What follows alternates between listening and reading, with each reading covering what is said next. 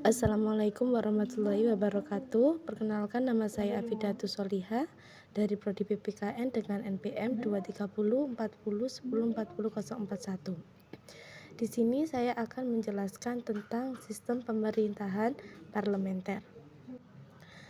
Pengertian sistem pemerintahan parlementer yaitu sistem pemerintahan adalah di mana kekuasaan eksekutif berasal dari dan bertanggung jawab kepada lembaga legislatif parlemen.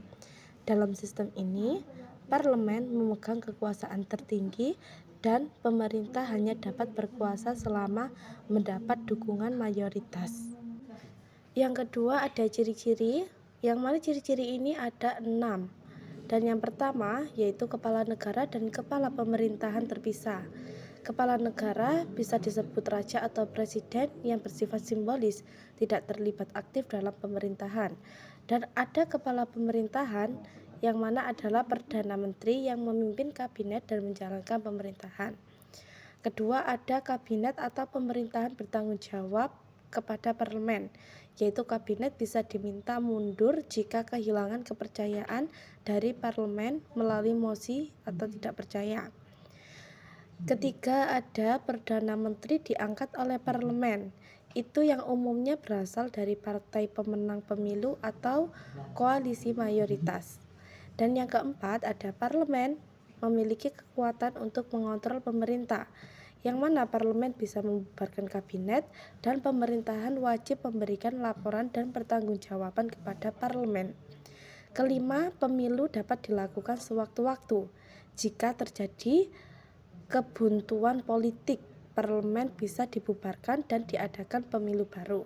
Yang terakhir yaitu yang keenam ada hubungan eksekutif dan legislatif saling terikat karena eksekutif berasal dari legislatif. Kerjasama antara keduanya sangat erat. Kelebihan sistem parlementer.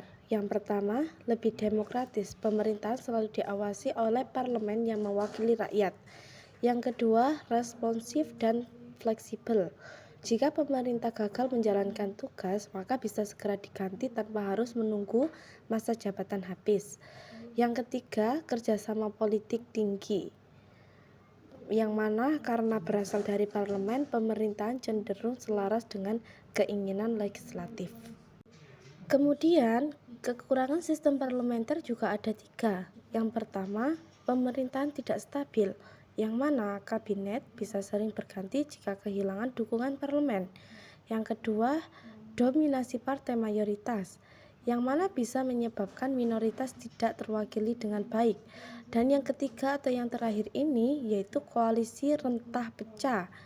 Jika tidak ada partai mayoritas, pemerintah koalisi bisa mudah bubar karena konflik internal. Sekarang kita masuk ke contoh negara dengan sistem parlementer.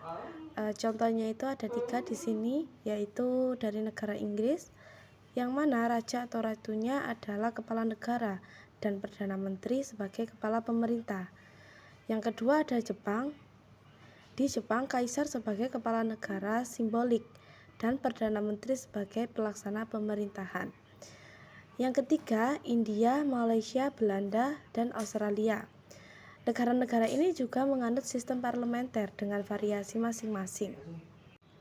Baik, itu saja yang bisa saya sampaikan. Apabila masih ada kekurangan dan kesalahan pada materi yang saya sampaikan, mohon maaf. Terima kasih. Wassalamualaikum warahmatullahi wabarakatuh.